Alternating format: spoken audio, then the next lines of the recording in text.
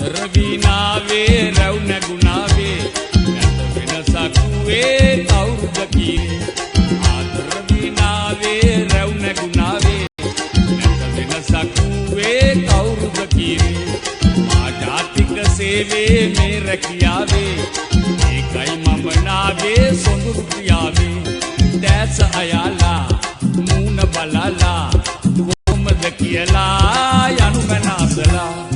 මේ ඉරිදා ගිය ඉරිදා වාගේ නොවන්න තෑගි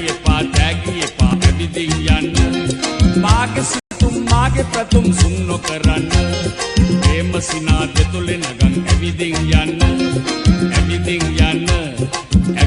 යන්න